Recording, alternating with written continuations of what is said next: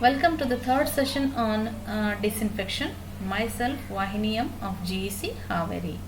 In the last session, we have discussed about disinfection using chemical methods, that is, disinfection using oxidizing agents. In this session, we are going to study disinfection using other chemical methods such as using excess lime, that is alkalis and acids, and then using metal ions, and then using surface active chemicals. So first let us consider disinfection using metal ions. So as the name itself suggests, we are going to introduce metal ions to disinfect the water. So in that we are going to study treatment with silver electrocatadine process. So as the name itself suggests, we are going to use silver as the disinfectant in this case.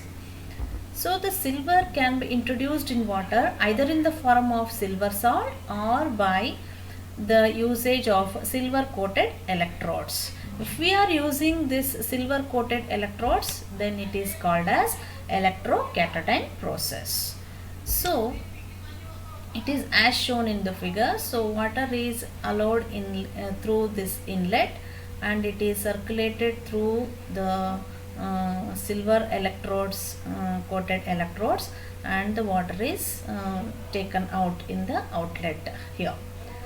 So here the metallic ions, the silver ions are introduced into the water by passing the water through a tube containing the solid silver electrodes. These are the silver electrodes. Okay, this is electrode and this is cathode. Okay, so silver electrode.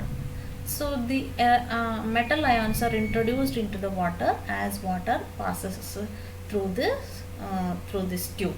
Okay. So the dosage of silver is 0.05 to 1 ppm with a contact period of 15 minutes to 3 hours.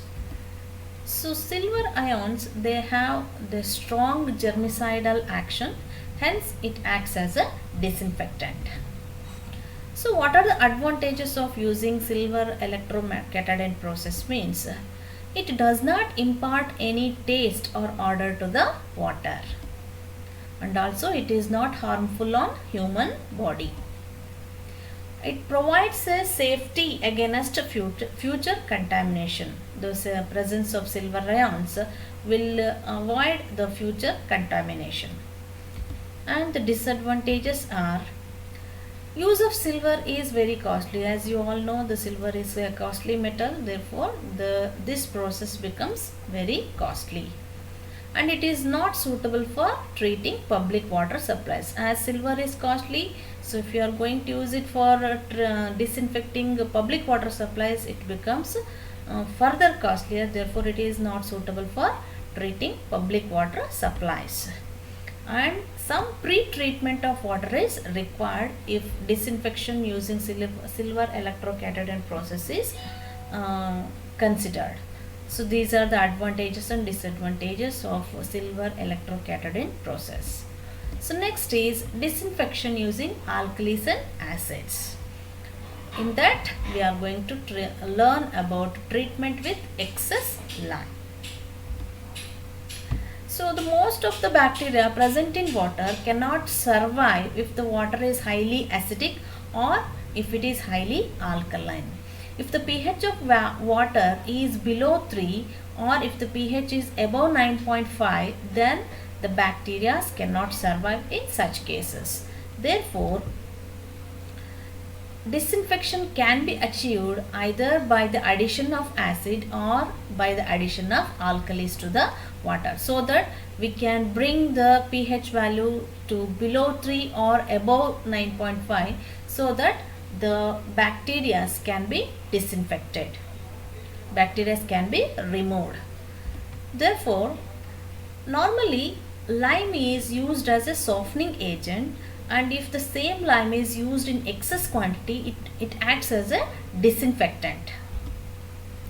So an addition of 10 to 20 ppm of excess lime is found to remove a bacterial load of 99 to 100%. So that means an extra 10 to 20 ppm of lime is found to remove 99 to 100% of bacterial load. So this excess lime, when added to water, it raises the pH value of water above 9.5, which makes it extremely alkaline, and this alkalinity is detrimental to the survival of bacteria. Okay. So what are the advantages of using excess lime as the disinfectant? Means it removes the 100% bacterial load from highly polluted waters, and it is quite practical for complete removal of bacteria. Okay, so addition of lime is simpler and it is easily accessible, therefore it is quite practical for complete removal of bacteria. And what are the disadvantages? Means excess lime should be removed from the water before it is supplied to the public, because excess lime will produce will change the taste and odor of the water, hence it has to be removed before supply. How it has to be removed is by recarbonation. It does not ensure safety against recontamination, because this excess lime, if it is removed by recarbonation, so there will not be any safety or safeguard against the recontamination, hence it is not used these days. So the next method is disinfection using surface active chemicals. So that means the chemicals are added on the surface itself, therefore it is called as using surface active chemicals. In that we are going to study chlorination. As the name itself suggests, it is a process of adding chlorine or chlorine compounds to the water. Chlorination, it is called as chlorination. It is the process of adding chlorine or chlorine compounds to water. It is called as chlorination. When chlorine is dissolved in water, it forms hypochlorous acid and hypochloric acid. So Cl2 plus H2O gives 2HOCl plus HCl. Again this HOCl is disseminated into H++ OCl minus ions. So this hypochlorous acid, this kills the bacteria and viruses and other microbes in the water. So it is normally chlorination is used to prevent the spreading of waterborne diseases such as cholera, dysentery and typhoid. So this is about chlorination. So next we will take a look at types of chlorination. So chlorination can be added or can be done at any point or at any time of the treatment process. Throughout the treatment process we can apply or we can add chlorine at any point of treatment process. Depending upon the time where we add chlorine or where we go for chlorination, it is classified as pre-chlorination, post-chlorination, double chlorination, rechlorination, superchlorination and dechlorination. So these are the different types of chlorinations which depends upon the time or point where we apply the chlorination. So let us take a look at one by one. Pre-chlorination, as the name itself suggests, chlorine is done or chlorination is done prior to the treatment process. That means as the water enters into the treatment plant, chlorination is carried out. So that either may be before sedimentation or filtration. If chlorination is carried out, then it is called as pre-chlorination. That means here when chlorine is applied to the water almost immediately after it enters the treatment facility. So as it is applied immediately to the water, to the as it enters to the treatment facility, if the chlorination is done, it is added directly to the raw water. There will not be any treatment of raw water. It will be added directly to the raw water. It is practiced when the water is heavily polluted. Pre-chlorination is practiced when the water is heavily polluted. And it is carried out to eliminate algae and other forms of aquatic life, so that it can control the growth of algae on water treatment units, and it also removes the taste and odor. So chlorination oxidizes any iron or manganese present in the water. Thus, it prevents the load on the sedimentation tank and the filtration media, as it has controlled the growth of algae and it has oxidized iron, manganese or any hydrogen sulfide. It reduces the load on the sedimentation tank as well as on the filtration media. So apart from that, it improves the coagulation. During the sedimentation, we are going to add coagulants, and apart from the coagulants, this chlorine which improves the coagulation as well, and it reduces the dosage of chlorine in post chlorination. Okay, so this is about pre-chlorination. It is applied almost directly to the raw water. Okay, and it is practiced when the water is heavily polluted. It eliminates the algae and other forms of aquatic life, and it controls the growth of algae on the water treatment units. It oxidizes iron and manganese or any hydrogen sulfide, thus preventing load on sedimentation tank and the filtration media. It also improves the coagulation and reduces the chlorine dosage in post chlorination. So next we will take up post chlorination. As the name itself suggests, chlorine is done as the last step of the treatment. Okay, so then it is called as chlorination, post chlorination, when the chlorine is added in the water after all the treatment steps. So that means at the point of distribution, if chlorine is added, then it is called as post chlorination. So it is done as the final step in the treatment process, that is at the distribution point the chlorine is added. It is added, the main purpose is to disinfect the water and to maintain the residual chlorine, so that it will avoid the recontamination. A lot of unwanted organisms, unwanted organisms have been removed through sedimentation and filtration.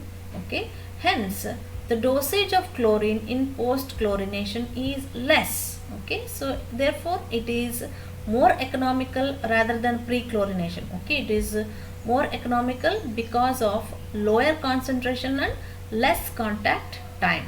Okay, and the next is double chlorination. As the name itself suggests, chlorination is done twice. Water is chlorinated twice. Okay, hence it is called as double chlorination. Either maybe both pre as well as post chlorination are carried out, then it is called as double chlorination. Next is rechlorination. As the name itself suggests, chlorination is done once again, hence it is called as rechlorination. So in the long distribution systems, the chlorine residuals may fall down, which makes the water unsafe.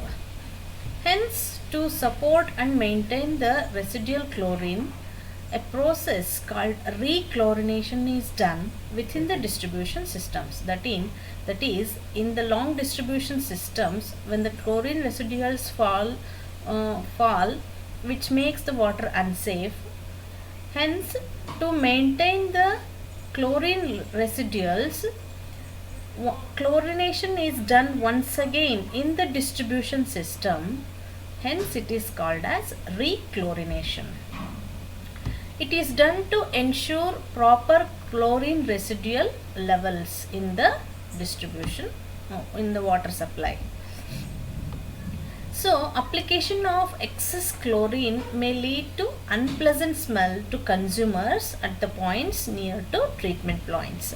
That means whenever the distribution has a long distributory systems, so at the tail end users, if it has to be supplied with residual chlorine, excess of chlorine has to be applied at the point of distribution only.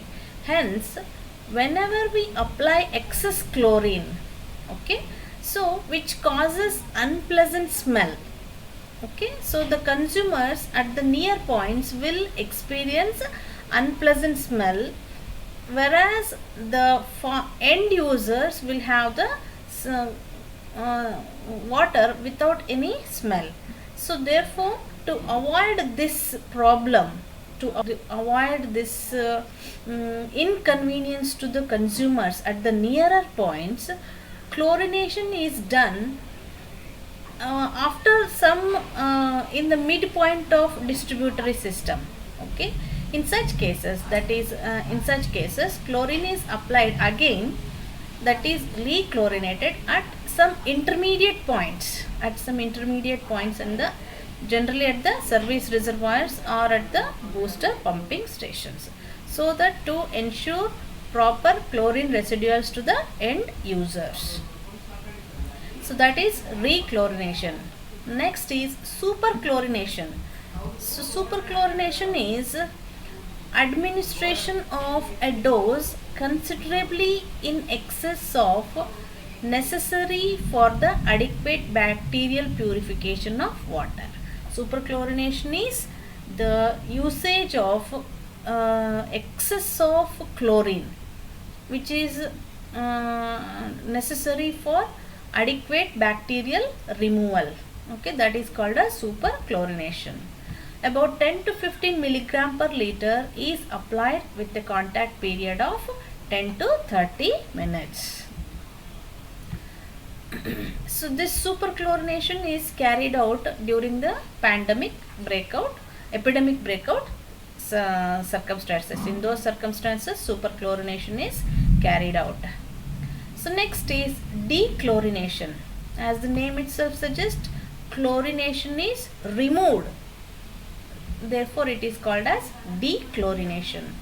So removal of excess chlorine resulting from the superchlorination. In superchlorination, we are adding excessive chlorine during the epidemic breakouts. So at the point of distribution, so this excess chlorine has to be removed, because this excess chlorination again will induce unpleasant smell. Okay, so and also it induces some taste, unpleasant taste. Therefore, this has to be removed. So excess chlorine removed resulting from the superchlorination, that is called as dechlorination. Excess chlorine in water, it gives pungent smell and it also corrodes the pipelines. Hence, it has to be removed. So the removal of excessive chlorine by physical methods like aeration, heating and absorption on charcoal may be adopted, and chemical methods of dechlorination may be using sulfur dioxide, sodium bisulfate and sodium thiosulfate are used. So that is about the chlorination and types of chlorination.